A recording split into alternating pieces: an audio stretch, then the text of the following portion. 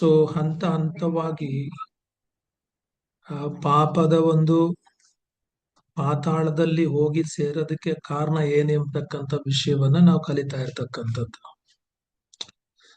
So ಅದನ್ನ ಮುಂದುವರಿಸಿಕೊಂಡು ನಾವು ನೋಡೋದೇ ಆದ್ರೆ ರೋಮಾಪುರದವರಿಗೆ ಬರೆದ ಪತ್ರಿಕೆ ಮೊದಲನೇ ಅಧ್ಯಾಯ 24-25 ವಚನಗಳನ್ನ ನಾವು ಓದೋದೇ ಆದ್ರೆ ಅದರಲ್ಲಿ ಅಪೊಸ್ತಲನಾದಂಥ ಪೌಲನ ಕಾರಣ ಏನು. ಸೊ ಮನುಷ್ಯನು ಹಂತ ಹಂತವಾಗಿ ಪಾಪದ ಒಂದು ಹೊಳ್ಳದಲ್ಲಿ ಬಿದ್ದು ಆತನ ಪಾತಾಳವನ್ನ ಅಥವಾ ಅದರ ಬಾಟಮ್ ಅನ್ನ ಸೇರೋದಕ್ಕೆ ಕಾರಣ ಏನು, ಅದರ ಆರಂಭ ಎಲ್ಲಿ ಎಂಬುದಾಗಿ ನಾವು ನೋಡ್ತಾ ಇದ್ವಿ.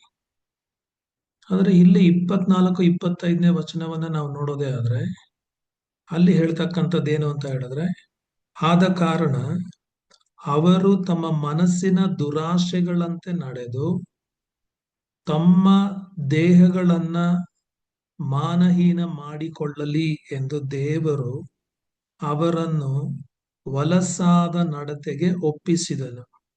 ಅವರು ಸತ್ಯ ದೇವರನ್ನು ಬಿಟ್ಟು ಅಸತ್ಯವಾದದ್ದನ್ನ ಹಿಡಿದುಕೊಂಡು ಸೃಷ್ಟಿಕರ್ತನನ್ನು ಪೂಜಿಸದೆ ಸೃಷ್ಟಿ ವಸ್ತುಗಳನ್ನೇ ಪೂಜಿಸಿ ಸೇವಿಸುವವರಾದರು. ಸೃಷ್ಟಿಕರ್ತನೊಬ್ಬನೇ ನಿರಂತರ ಸ್ತುತಿ ಹೊಂದತಕ್ಕವನು, ಆಮೇನ್ ಎಂಬುದಾಗಿ ಅಪೊಸ್ತಲನಾದಂಥ ಪೌಲನು ಹೇಳ್ತಾ ಇರ್ತಕ್ಕಂಥದ್ದು. ಸೊ ಇಲ್ಲಿ ಅಪೊಸ್ತಲನಾದಂಥ ಪೌಲನು ಒಂದು ಮಾತನ್ನ, ಒಂದು ಪದವನ್ನ ಉಪಯೋಗಿಸ್ತಾ ಇದ್ದಾನೆ. ಆ ಒಂದು ಪದ ಏನು ಅಂತ ಹೇಳಿದ್ರೆ, ದೇವರು ಅವರನ್ನು ವಲಸಾದ ನಡತೆಗೆ ಒಪ್ಪಿಸಿದನು ಎಂಬುದಾಗಿ, ಅಥವಾ ದೇವರು ಅವರನ್ನ ಒಪ್ಪಿಸಿದನು, ಅಥವಾ ದೇವರು ಅವರನ್ನ ಕೈ ಬಿಟ್ಟನು ಎಂಬುದಾಗಿ ಅಲ್ಲಿ ಹೇಳ್ತಾ ಇರ್ತಕ್ಕಂಥದ್ದು. ಇಲ್ಲಿ ವಲಸಾದ ನಡತೆಗೆ ಒಪ್ಪಿಸಿದನು ಎಂಬುದಾಗಿ ಹೇಳೋದೇ ಆದ್ರೆ, ಇಂಗ್ಲಿಷ್ ಟ್ರಾನ್ಸ್ಲೇಷನ್ ನಾವು ಓದೋದೇ ಆದ್ರೆ ಅದರ ಅರ್ಥ ಏನಪ್ಪಾ ಅಂತ ಹೇಳಿದ್ರೆ, ದೇವರು ಅವರನ್ನ ಕೈ ಬಿಟ್ಟನು ಎಂಬುದಾಗಿ. ಸೊ ದೇವರು ಈ ಲೋಕದಲ್ಲಿ ಕೆಲವರನ್ನ ಕೈ ಬಿಟ್ಟು ಬಿಡ್ತಾನೆ. ಸೊ ಅದಕ್ಕೆ ನೀವು ರೋಮಾಪುರದವರಿಗೆ ಬರೆದ ಪತ್ರಿಕೆ ಮೊದಲನೇ ಅಧ್ಯಾಯ 24, 26, 28 ವಚನಗಳನ್ನ ಓದೋದೇ ಆದ್ರೆ ಅಲ್ಲಿ 3 ಬಾರಿ ಈ ವಚನಗಳಲ್ಲಿ ಈ ಒಂದು ಫ್ರೇಸ್ ಅನ್ನ, ಈ ಒಂದು ವಾಕ್ಯವನ್ನ, ಈ ಒಂದು ಪದವನ್ನ ಉಪಯೋಗಿಸಲಾಗಿದೆ. ಅಲ್ಲಿ 3 ಬಾರಿನೂ ಹೇಳ್ತಕ್ಕಂಥದ್ದೇನಪ್ಪಾ ಅಂತ ಹೇಳಿದ್ರೆ, ದೇವರು ಅವರನ್ನ ಒಪ್ಪಿಸಿದನು ಅಥವಾ ದೇವರು ಅವರನ್ನ ಕೈ ಬಿಟ್ಟನು ಎಂಬುದಾಗಿ. ದೇವರು ಕೈ ಬಿಟ್ಟನು, ದೇವರು ಕೈ ಬಿಟ್ಟನು, ದೇವರು ಕೈ ಬಿಟ್ಟನು, ಅಥವಾ ದೇವರು ಅವರನ್ನ ಒಪ್ಪಿಸಿದನು ಒಪ್ಪಿಸಿದನು ಒಪ್ಪಿಸಿದನು ಅಂತ ಹೇಳಿ ಅಲ್ಲಿ ಹೇಳ್ತಾ ಇರ್ತಕ್ಕಂಥದ್ದು. ಸೊ 3 ಬಾರಿ ಅಪೊಸ್ತಲನಾದಂಥ ಪೌಲನು ಈ ಪದವನ್ನ ಉಪಯೋಗಿಸ್ತಾ ಇರ್ತಕ್ಕಂಥದ್ದು. ಸೊ ದೇವರು ಒಬ್ಬ ವ್ಯಕ್ತಿಯನ್ನ ಬೇರೆ ಅಂತ ಹೇಳಿದ್ರೆ ಬೇರೆ ಒಂದು ಶಕ್ತಿ, ದೇವರು ಕೂಡ ವ್ಯಕ್ತಿ ಆಗಿದ್ದಾನೆ, ದೇವರು ಕೂಡ ಶಕ್ತಿ ಆಗಿದ್ದಾನೆ. ಅದೇ ರೀತಿ ವ್ಯಕ್ತಿ ಮತ್ತೆ ಶಕ್ತಿ ಆಗಿರ್ತಕ್ಕಂಥ ದೇವರು ಕೆಲವರನ್ನ ಏನ್ ಮಾಡ್ತಾನೆ ಅಂತ ಹೇಳಿದ್ರೆ ಪಾಪದ ಶಕ್ತಿಗೆ ಆತನ ಒಪ್ಪಿಸ್ಬಿಡ್ತಾನಂತೆ. ಸರಿ, ನೀವು ಪಾಪದ ಒಂದು ಯಜಮಾನನ ಕೈಯಲ್ಲಿ ದಾಸರಾಗಿ ಜೀವಿಸ್ರಿ ಅಂತ ಹೇಳಿ ಅವ್ರನ್ನ ಕೈ ಬಿಟ್ಬಿಡ್ತಾನೆ, ಇಲ್ಲ ಅಂತ ಹೇಳಿದ್ರೆ ಒಪ್ಪಿಸ್ಬಿಡ್ತಾನೆ ಎಂಬುದಾಗಿ ಇಲ್ಲಿ ಹೇಳ್ತಾ ಇರ್ತಕ್ಕಂಥದ್ದು. ಸೊ ದೇವರು ತನ್ನ ಕೈಯಲ್ಲಿ ಇಟ್ಕೊಂಡಿರ್ತಕ್ಕಂಥ, ತನ್ನ ಹಸ್ತಗಳಲ್ಲಿ ವಹಿಸಿರ್ತಕ್ಕಂಥ ಕೆಲವು ವ್ಯಕ್ತಿಗಳನ್ನ ಆತನು ಕೈ ಬಿಡಲು ಅಥವಾ ಅವರನ್ನ ಬೇರೆ ಒಂದು ಶಕ್ತಿಗೆ ಅಥವಾ ಪಾಪಕ್ಕೆ ಒಪ್ಪಿಸಿಕೊಡಲು ಕಾರಣಗಳೇನು? ಸೊ ಅದನ್ನೇ ನಾವು ಈ ಮೊದಲನೇ ಅಧ್ಯಾಯದಲ್ಲಿ ನಾವು ನೋಡ್ತಾ ಬರ್ತಾ ಇರ್ತಕ್ಕಂಥದ್ದು. ನೀವು ಈ 1ನೇ ವಾಕ್ಯವನ್ನ ಗಮನಿಸೋದೇ ಆದ್ರೆ ಅದು ಆರಂಭವಾಗ್ತಕ್ಕಂಥದ್ದು ಯಾವ ತರ ಅಂತ ಹೇಳಿದ್ರೆ, ಆದ ಕಾರಣ. ಆದ ಕಾರಣ ಅಂತ ಹೇಳಿದ್ರೆ ಈ ಕಾರಣದಿಂದ, ಇಂಥ ಕಾರಣಗಳಿಂದ ದೇವರು ಇವರನ್ನ ವಲಸಾದ ನಡತೆಗೆ ಒಪ್ಪಿಸಿದನು, ಇಂಥ ಕಾರಣಗಳಿಂದ ದೇವರು ಅವರನ್ನ ಕೈ ಬಿಟ್ಟನು ಅಂತ ಸ್ಪಷ್ಟವಾಗಿ ಇಲ್ಲಿ ಹೇಳ್ತಾ ಇರ್ತಕ್ಕಂಥದ್ದು.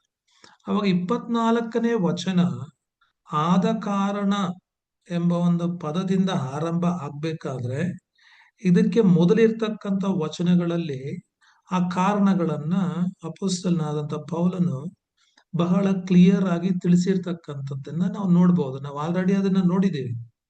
ಆದ್ರೆ ಬ್ರೀಫ್ ಆಗಿ ನಿಮ್ಮ ಒಂದು ಗಮನಕ್ಕೆ ತರೋದಕ್ಕೆ ಆಸೆ ಪಡ್ತಕ್ಕಂಥದ್ದು ಏನಪ್ಪಾ ಅಂತ ಹೇಳಿದ್ರೆ, ಮೊದಲನೇದಾಗಿ ಯಾವ ಯಾವ ಕಾರಣಗಳಿಂದ ದೇವರು ಅವರನ್ನ ಕೈ ಬಿಟ್ಟನು, ಯಾವ ಯಾವ ಕಾರಣಗಳಿಂದ ದೇವರು ಅವನನ್ನ ಇತರರಿಗೆ ಒಪ್ಪಿಸಿದನು ಅಂತ ನೋಡೋದೇ ಆದ್ರೆ, ಮೊದಲನೇ ಅಧ್ಯಾಯ, ರೋಮಾಪುರದವರಿಗೆ ಬರೆದ ಪತ್ರಿಕೆ 1ನೇ ಅಧ್ಯಾಯ 18ನೇ ವಚನ. ಅಂದ್ರೆ ಇವೆಲ್ಲ ನಾವು ನೋಡಿರೋದೆ, ಆದ್ರೆ ಬ್ರೀಫ್ ಆಗಿ ನಿಮ್ಗೆ ಹೇಳೋದಕ್ಕೆ ನಾನು ಆಸೆ ಪಡ್ತೀನಿ.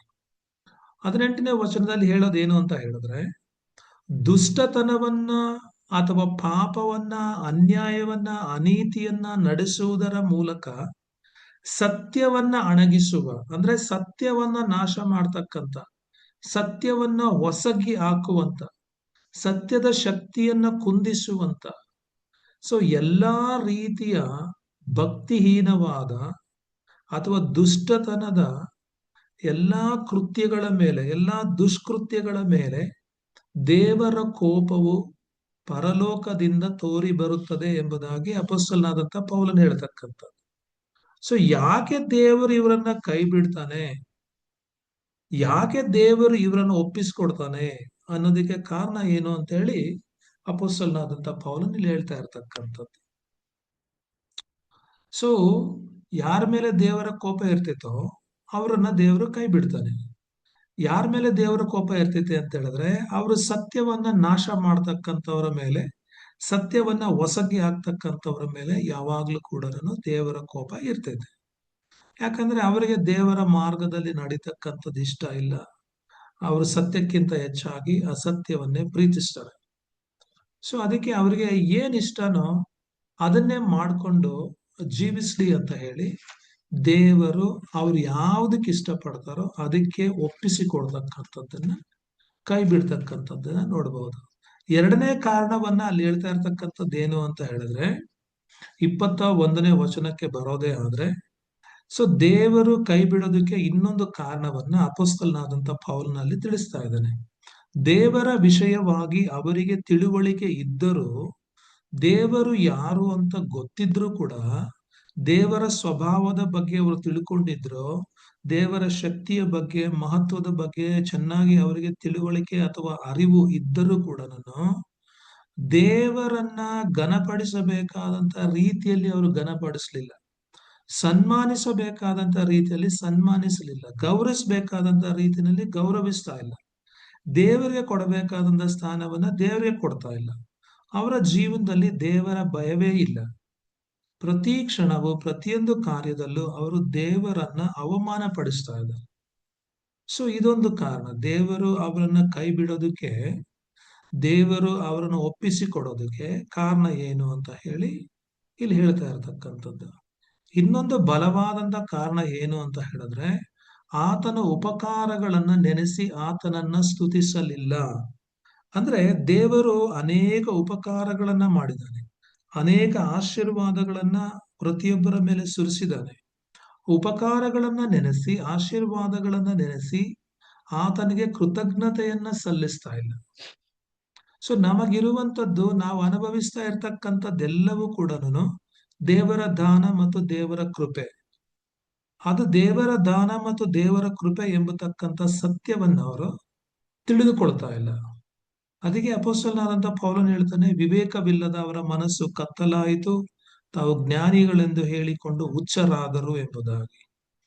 ಅದೇ ರೀತಿ ನಾವು 4ನೇ ಕಾರಣವನ್ನು ನೋಡೋದೇ ಆದ್ರೆ, ಸೊ ಲಯವಿಲ್ಲದ ದೇವರ ಮಹಿಮೆಯನ್ನ ಬಿಟ್ಟು ಅದಕ್ಕೆ ಬದಲಾಗಿ ಲಯವಾಗುವ ಮನುಷ್ಯ, ಪಶು, ಪಕ್ಷಿ, ಸರ್ಪಾದಿಗಳ ಮೂರ್ತಿಯನ್ನ ಮಾಡಿಕೊಂಡರು ಎಂಬುದಾಗಿ. ಅಂದ್ರೆ ಸತ್ಯ ದೇವರನ್ನ ಬಿಟ್ಟು ಸತ್ಯವಲ್ಲದ ಅವರೇ ಮಾಡಿಕೊಂಡಿರ್ತಕ್ಕಂಥ, ಅಂದ್ರೆ ತಮ್ಮ ಸ್ವಂತ ಜ್ಞಾನದ ಮೂಲಕವಾಗಿ, ತಮ್ಮ ಸ್ವಂತ ಊಹೆಯ ಅಥವಾ ತಮ್ಮ ಸ್ವಂತ ಕಲ್ಪನೆಯ ಮೂಲಕವಾಗಿ ತಮಗೆ ಇಷ್ಟ ಬರ್ತಕ್ಕಂಥ ಮೂರ್ತಿಗಳನ್ನ, ಆಕೃತಿಗಳನ್ನ, ದೇವರುಗಳನ್ನ ಅವ್ರು ಮಾಡ್ಕೊಂಡ್ರು. ಆದ್ರೆ ಸತ್ಯ ದೇವರನ್ನ ಬಿಟ್ಬಿಟ್ರು, ಸತ್ಯ ದೇವರನ್ನ ಕೇರ್ ಮಾಡೋದಕ್ಕೆ ಹೋಗ್ಲಿಲ್ಲ. ಸೊ ಅದರಿಂದ ದೇವರು ಅವರನ್ನ ಕೈ ಬಿಡಬೇಕಾಗಿ ಬಂತು, ದೇವರು ಅವರನ್ನ ಒಪ್ಪಿಸ್ಕೊಡ್ಬೇಕಾಗಿ ಬಂತು ಎಂಬುದಾಗಿ ಮೊದಲನೇ ಭಾಗದಲ್ಲಿ ಅಪೊಸ್ತಲನಾದಂಥ ಪೌಲನು ಹೇಳ್ತಾ ಇರ್ತಕ್ಕಂಥದ್ದು. ಇವತ್ತು ಕೂಡ ಅನೇಕ ಕ್ರೈಸ್ತರು ಬೈಬಲ್ನಲ್ಲಿ ಹೇಳಿರುವಂತ ಯೇಸು ಕ್ರಿಸ್ತನನ್ನಲ್ಲ ನಂಬ್ತಾ ಇರ್ತಕ್ಕಂಥದ್ದು, ಆರಾಧಿಸ್ತಾ ಇರ್ತಕ್ಕಂಥದ್ದು. ತಮಗೆ ಯಾವ ರೀತಿ ಬೇಕೋ ಆ ರೀತಿಯ ಯೇಸು ಕ್ರಿಸ್ತನನ್ನ ಅವರೇ ಮಾಡಿಕೊಂಡು ಆ ಯೇಸು ಕ್ರಿಸ್ತನಲ್ಲಿ ಭರವಸೆ ಇಡ್ತಾ ಇದ್ದಾರೆ, ಆ ಯೇಸು ಕ್ರಿಸ್ತನನ್ನ ಆರಾಧಿಸೋದಕ್ಕೆ ಅವ್ರು ನೋಡ್ತಾ ಇದ್ದಾರೆ. ಆದ್ರೆ ಅದರಿಂದ ಏನು ಹೆಚ್ಚು ಅವರಿಗೆ ಪ್ರಯೋಜನಗಳೇನು ಉಂಟಾಗ್ತಾ ಇಲ್ಲ ಎಂಬತಕ್ಕಂಥದ್ದು ಒಂದು ವಿಶೇಷವಾದಂತ ಅಂಶ. ಇವರು ಈ ರೀತಿ ಮಾಡಿದ್ದರಿಂದ, ಸತ್ಯವನ್ನ ಅಣಗಿಸಿದ್ರಿಂದ, ದೇವರನ್ನ ಘನಪಡಿಸಲಿಲ್ಲ, ದೇವರನ್ನ ಸ್ತುತಿಸದೆ, ಅವರಿಗೆ ಬೇಕಾದಂತ ರೀತಿನಲ್ಲಿ ಕಲ್ಪನೆಗಳ ಮೂಲಕ ಅವರೇ ದೇವರುಗಳನ್ನ ಮಾಡಿಕೊಂಡು ತಮಗೆ ಹೆಂಗ್ ಬೇಕೋ ಹಂಗೆ ಅವರು ಜೀವಿಸೋದಕ್ಕೆ ಶುರು ಮಾಡ್ತಾರೆ. ಅದಕ್ಕೋಸ್ಕರ ಇಲ್ಲಿ ಹೇಳ್ತಾ ಇರ್ತಕ್ಕಂಥದ್ದು ಅಪೊಸ್ತಲನಾದಂಥ ಪೌಲನು ದೇವರು ಅವರನ್ನ ಕೈ ಬಿಟ್ಟನು ಅಥವಾ ದೇವರು ಅವರನ್ನ ಒಪ್ಪಿಸಿದನು ಎಂಬುದಾಗಿ. ದೇವರು ಅವರನ್ನ ಕೈ ಬಿಟ್ಟನು ಅಥವಾ ದೇವರು ಅವರನ್ನ ಬೇರೆಯವರಿಗೆ ಒಪ್ಪಿಸಿದನು ಅಂತ ಹೇಳೋದೇ ಆದ್ರೆ ಅದರ ಅರ್ಥ ಏನಪ್ಪಾ ಅಂತ ಕೇಳಿದ್ರೆ, ದೇವರು ತನ್ನ ಕೃಪೆಯನ್ನ, ದೇವರು ತನ್ನ ಕರುಣೆಯನ್ನ ಹಿಂದಕ್ಕೆ ಪಡಿತಕ್ಕಂಥದ್ದು. ದೇವರು ತನ್ನ ಕೃಪೆಯನ್ನ, ತನ್ನ ಕರುಣೆಯನ್ನ ಹಿಂದಕ್ಕೆ ತೆಗೆದುಕೊಂಡನು, ಹಿಂಪಡೆದನು ಎಂಬುದಾಗಿ ಅದರ ಅರ್ಥವನ್ನ ನಾವು ತಿಳ್ಕೊಳ್ಬಹುದು. ಅಂದ್ರೆ ಜನರಿಗೆ ದೇವರ ಒಂದು ಮಾರ್ಗದಲ್ಲಿ ಜೀವಿಸೋದಕ್ಕೆ ಇಷ್ಟ ಇಲ್ಲದೆ ಇರೋದ್ರಿಂದ, ದೇವರ ಚಿತ್ತಕ್ಕನುಸಾರವಾಗಿ ಜೀವಿಸೋದಕ್ಕೆ ಇಷ್ಟ ಇಲ್ಲದೆ ಇರೋದ್ರಿಂದ ದೇವ್ರ ಏನ್ ಮಾಡ್ದ ಅಂತ ಹೇಳಿದ್ರೆ, ಅವ್ರು ಏನ್ ಆಸೆ ಪಡ್ತಾರೋ ಆ ರೀತಿಯಾಗಿನೇ ಜೀವಿಸೋದಕ್ಕೆ ಅವ್ರನ್ನ ಕೈ ಬಿಟ್ಬಿಟ್ಟ.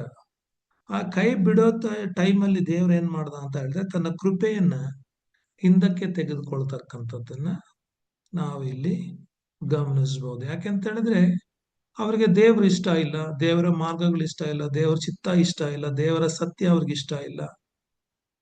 ಅವ್ರಿಗೆ ಇಷ್ಟ ಇರ್ತಕ್ಕಂಥದ್ದು ಅವ್ರು ಮಾಡಿಕೊಂಡು ಅವ್ರು ಸಂತೋಷವಾಗಿ ಜೀವಿಸ್ಲಿ ಎಂಬತಕ್ಕಂಥ ಅಭಿಪ್ರಾಯದಿಂದ ದೇವ್ರ ಏನ್ ಮಾಡಿದ್ರು ಅಂತ ಹೇಳಿದ್ರೆ, ಅವರನ್ನ ಕೈ ಬಿಟ್ರು.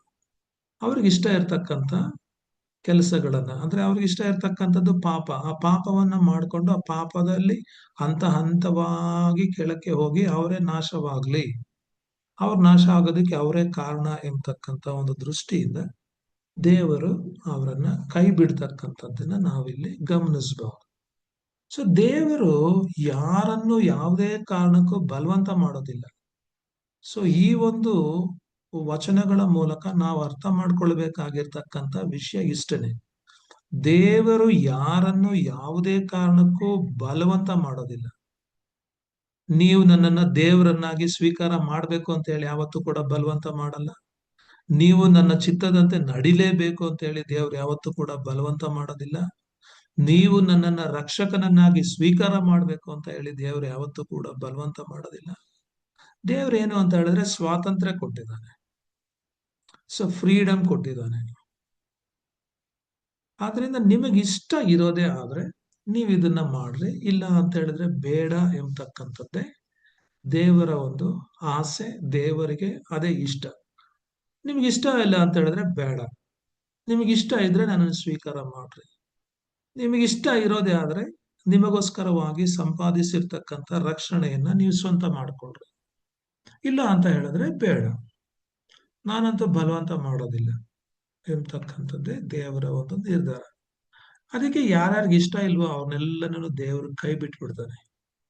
ಅವರು ತಮ್ಮ ಇಷ್ಟದಂತೆ ಜೀವಿಸೋದಕ್ಕೆ ಅವ್ರನ್ನ ಬಿಡ್ತಾನೆ, ಇಲ್ಲ ಅಂತ ಹೇಳಿದ್ರೆ ಒಪ್ಪಿಸ್ಕೊಡ್ತಾನೆ. ಆದ್ರೆ ಒಂದು ಗಮನಿಸ್ಬೇಕೇನು ಅಂತ ಹೇಳಿದ್ರೆ, ಈ ದೇವರು ಸಕಲವನ್ನ ಸೃಷ್ಟಿ ಮಾಡಿದಂತ ದೇವರು. ಈ ದೇವರನ್ನೇ ಮನುಷ್ಯರಾದಂತ ನಮ್ಮನ್ನು ಕೂಡ ಸೃಷ್ಟಿ ಮಾಡಿರ್ತಕ್ಕಂಥದ್ದು. ಆದ್ರೆ ಆತನು ಸೃಷ್ಟಿಕರ್ತನಾಗಿರೋದ್ರಿಂದ, ಆತನು ರಾಜಾದಿ ರಾಜನಾಗಿರೋದ್ರಿಂದ, ಆತನು ನಮ್ಮ ಯಜಮಾನನಾಗಿರೋದ್ರಿಂದ ಯಾವುದೇ ಕಾರಣಕ್ಕೂ ನಮ್ಮ ಮೇಲೆ ಬಲವಂತವಾಗಿ ಯಾವುದನ್ನು ಹೊರಿಸೋದಿಲ್ಲ. ನಮಗ್ ಬೇಡ ಅಂತ ಹೇಳಿದ್ರೆ ಬೇಡ, ಬೇಕು ಅಂತ ಹೇಳಿದ್ರೆ ಬೇಕು. ನಮಗ್ ನೀನ್ ಬೇಡ, ನಿನ್ ಚಿತ್ತವನ್ನ ನಾವು ಅನುಸರಿಸಿ ಜೀವಿಸೋದಕ್ಕೆ, ನಿನ್ನ ಉದ್ದೇಶಗಳನ್ನ ನೆರವೇರಿಸೋದಕ್ಕೆ ನಮಗ್ ಕಷ್ಟ ಅಂತ ಹೇಳಿದ್ರೆ ದೇವ್ರು ಯಾರನ್ನು ಕೂಡ ಫೋರ್ಸ್ ಮಾಡೋದಿಲ್ಲ. ಇಲ್ಲ ನಾನು ಹೇಳ್ದಂಗೆ ನಡಿಬೇಕು ಅಂತ ಹೇಳಿ ಯಾರನ್ನು ಕೂಡ ಬಲವಂತನೇ ಮಾಡೋದಿಲ್ಲ. ಯಾಕೆಂತ ಹೇಳಿದ್ರೆ ದೇವ್ರು ನಮ್ಗೆಲ್ರಿಗೂ ಕೂಡ ಸ್ವಾತಂತ್ರ್ಯ ಕೊಟ್ಟಿರೋದ್ರಿಂದ.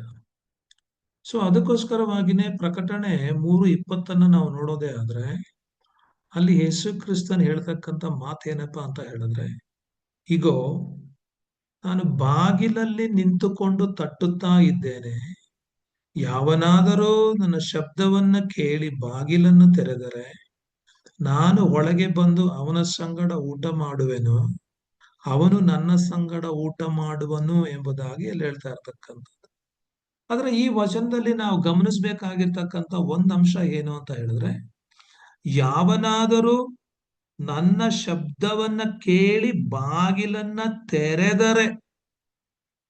ತೆರೆದ್ರೆ ನಾನು ಒಳಗಡೆ ಬರ್ತೀನಿ, ತೆರೀಲಿಲ್ಲ ಅಂತ ಹೇಳಿದ್ರೆ ನಾನು ಬರಲ್ಲ.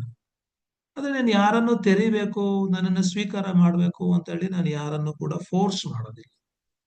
ಬಾಗಿಲನ್ನ ತೆಗೆದ್ರೆ, ಸ್ವೀಕಾರ ಮಾಡಿದ್ರೆ ನಾನು ಒಳಗಡೆ ಬರ್ತೀನಿ, ಇಲ್ಲ ಅಂತ ಹೇಳಿದ್ರೆ ನಾನು ಒಳಗಡೆ ಬರೋದಿಲ್ಲ ಎಂಬುದಾಗಿ ಇಲ್ಲಿ ಯೇಸು ಸ್ವಾಮಿ ಹೇಳ್ತಾ ಇರ್ತಕ್ಕಂಥದ್ದು. ಆದ್ರೆ ಬಾಗಿಲಲ್ಲಿ ನಿಂತ್ಕೊಂಡು ತಟ್ತಾ ಇರ್ತೀನಿ, ಆದ್ರೆ ಶಬ್ದವನ್ನ ಕೇಳಿಸ್ಕೊಡೋದು ಬಿಡೋದು, ಬಾಗಿಲನ್ನ ತೆರೀಬೇಕಾ ಬೇಡವಾ ಅಂತ ಹೇಳಿ ಡಿಸೈಡ್ ಮಾಡ್ತಕ್ಕಂಥದ್ದು ಅವ್ರಿಗೆ ಬಿಟ್ಟಿದ್ದು. ನಾನು ಯಾರನ್ನು ನಿರ್ಬಂಧ ಪಡಿಸೋದಿಲ್ಲ ಎಂಬುದಾಗಿ ಅಲ್ಲಿ ಯೇಸು ಸ್ವಾಮಿ ಹೇಳ್ತಾ ಇರ್ತಕ್ಕಂಥದ್ದನ್ನ ನಾವು ಗಮನಿಸಬಹುದು.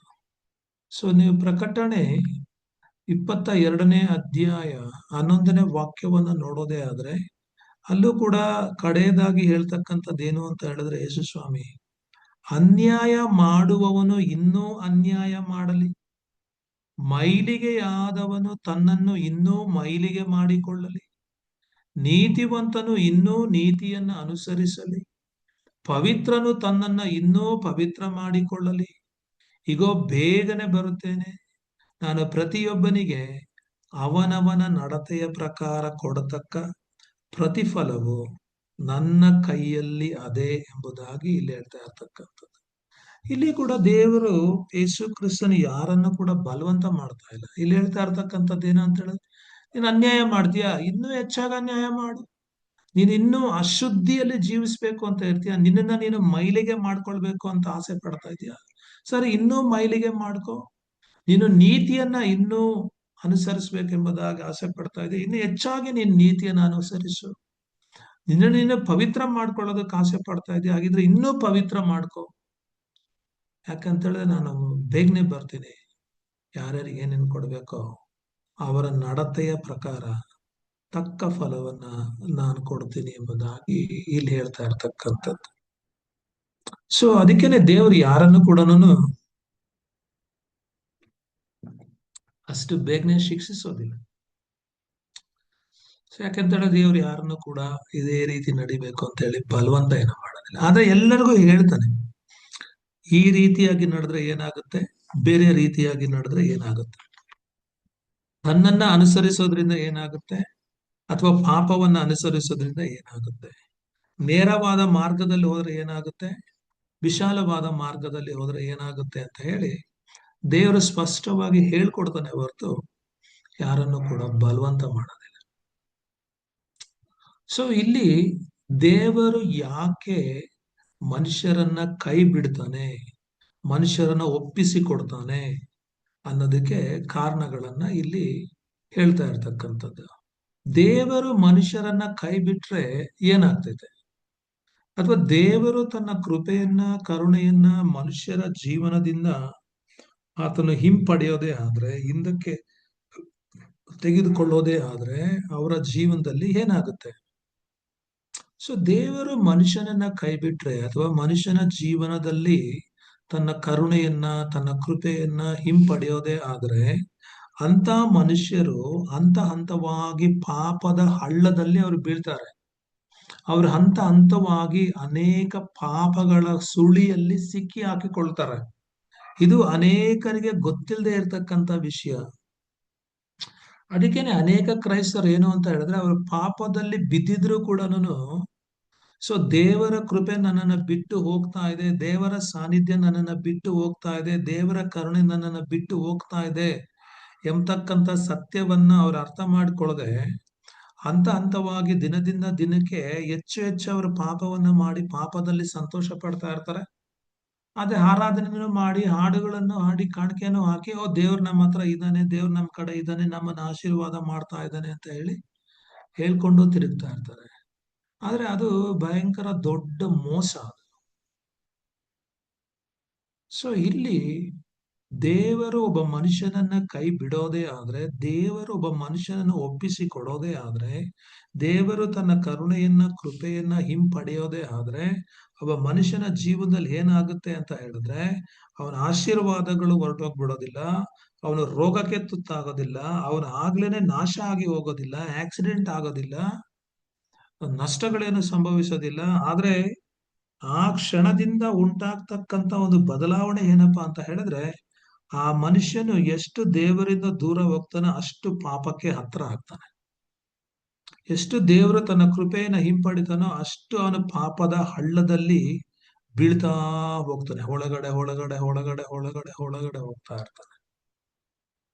ಸೊ ಅದನ್ನೇ ಅಪೊಸ್ತಲನಾದಂತ ಪೌಲನು ರೋಮಾಪುರದವರಿಗೆ ಬರೆದ ಪತ್ರಿಕೆ 1ನೇ ಅಧ್ಯಾಯ 24 ಮತ್ತು 25ನೇ ವಚನದಲ್ಲಿ ಹೇಳ್ತಾ ಇರ್ತಕ್ಕಂಥದ್ದು ಏನು ಅಂತ ಹೇಳಿದ್ರೆ, ಆದ ಕಾರಣ ಈ ಕಾರಣದಿಂದ ಅವರು ತಮ್ಮ ಮನಸ್ಸಿನ ದುರಾಶೆಗಳಂತೆ, ನೋಡ್ರಿ, ಅವರ ಮನಸ್ಸಿನ ಆಶೆ, ಅದು ಬರೀ ಆಶೆ ಅಲ್ಲ, ತಮ್ಮ ಮನಸ್ಸಿಗೆ, ತಮ್ಮ ಹೃದಯಕ್ಕೆ, ತಮ್ಮ ಆಲೋಚನೆಗೆ ಯಾವ್ದೆಲ್ಲ ದುರಾಶೆ ಬರ್ತೈತೋ ಆ ದುರಾಶೆಗಳಂತೆನೇ ಅವ್ರು ನಡೀಲಿ. ಯಾಕೆಂತ ಹೇಳಿದ್ರೆ ನನ್ನ ಮಾರ್ಗ ಇಷ್ಟ ಇಲ್ಲ, ನನ್ನ ಉದ್ದೇಶಗಳು ಅವ್ರಿಗೆ ಇಷ್ಟ ಇಲ್ಲ, ಸೊ ನನ್ನ ಆ ವಚನಗಳು ಅವ್ರಿಗೆ ಇಷ್ಟ ಇಲ್ಲ, ನನ್ನ ಜ್ಞಾನ ಅವ್ರಿಗೆ ಇಷ್ಟ ಇಲ್ಲ. ಆದ್ರಿಂದ ತಮ್ಮ ಮನಸ್ಸಿಗೆ ಹೆಂಗ್ ಬರ್ತೈತೋ, ತಮ್ಮ ಮನಸ್ಸಿನ ದುರಾಶೆಗಳು ಯಾವ ತರ ಇದೆಯೋ ಅದರಂತನೇ ನಡೆದು ತಮ್ಮ ದೇಹಗಳನ್ನ ಮಾನಹೀನ ಮಾಡಿಕೊಳ್ಳಲಿ ಎಂದು ದೇವರು ಅವರನ್ನ ವಲಸಾದ ನಡತೆಗೆ ಒಪ್ಪಿಸಿದನು ಎಂಬುದಾಗಿ ಇಲ್ಲಿ ಹೇಳ್ತಾ ಇರ್ತಕ್ಕಂಥದ್ದು. ಸೊ ನಾವು ದೇವರ ಸಂಪರ್ಕದಿಂದ ದೂರ ಹೋಗುವಾಗ ಪಾಪವು ನಮ್ಮ ಸಂಪರ್ಕಕ್ಕೆ ಬರ್ತೈತೆ. ಸೊ ಎಷ್ಟರವರೆಗೆ ನಾವು ದೇವರ ಸಂಪರ್ಕದಲ್ಲಿರ್ತೇವೋ ಪಾಪವು ಕೂಡ ನಮ್ಮ ಸಂಪರ್ಕದಿಂದ ಅಷ್ಟೇ ದೂರವಾಗಿರ್ತೈತೆ. ಆದ್ರೆ ಯಾವಾಗ ನಮ್ಮ ಒಂದು ಸಂಪರ್ಕ ದೇವರಿಂದ ದೂರ ಆಗ್ತೈತೋ, ಕಟ್ ಆಗುತ್ತೋ, ಆವಾಗ ನಮ್ಮ ಒಂದು ಕಾಂಟ್ಯಾಕ್ಟ್ಗೆ ನಮಗೆ ಹತ್ರ ಬರ್ತಕ್ಕಂಥದ್ದು ಈ ಪಾಪ, ಅನೀತಿ, ಅಶುದ್ಧಿ, ಅನ್ಯಾಯ ನಮ್ಮ ಹತ್ರ ಬರುತ್ತೆ. ಸೊ ಉದಾಹರಣೆಗೆ ಇವಾಗ ನಮ್ಮ ಮನೆಯಲ್ಲಿ ಎಲೆಕ್ಟ್ರಿಸಿಟಿ ಅಥವಾ ಕರೆಂಟ್ ಇದೆ. ಆ ಕರೆಂಟ್ ಹೋಗೋದಕ್ಕೆ ಕಾರಣ ಏನು ಅಂತ ಹೇಳಿದ್ರೆ, ವೈರಲ್ ಏನಾದ್ರೂ ಮಿಸ್ಟೇಕ್ ಆಗ್ಬೇಕು, ವೈರಲ್ ಏನಾದ್ರೂ ಕನೆಕ್ಷನ್ ಕಟ್ ಆಗಿರ್ಬೇಕು. ಯಾವಾಗ ವೈರಲ್ಲಿ ಕನೆಕ್ಷನ್ ಕಟ್ ಆಗುತ್ತೋ ಆವಾಗ ಕರೆಂಟ್ ಸಪ್ಲೈ ಆಗೋದಿಲ್ಲ. ಆವಾಗ ಯಾವಾಗ ಕರೆಂಟ್ ಸಪ್ಲೈ ಆಗೋದಿಲ್ವೋ ಆವಾಗ ಬೆಳಕಿರೋದಿಲ್ಲ ಮನೆಯಲ್ಲಿ. ಯಾವಾಗ ಬೆಳಕಿರೋದಿಲ್ವೋ ಆ ಮನೆಯನ್ನ ಕತ್ತಲು ಆವರಿಸ್ಕೊಳ್ತೈತೆ, ಆ ಮನೆಯಲ್ಲಿ ಕತ್ತಲು ತುಂಬಿರ್ತೈತೆ.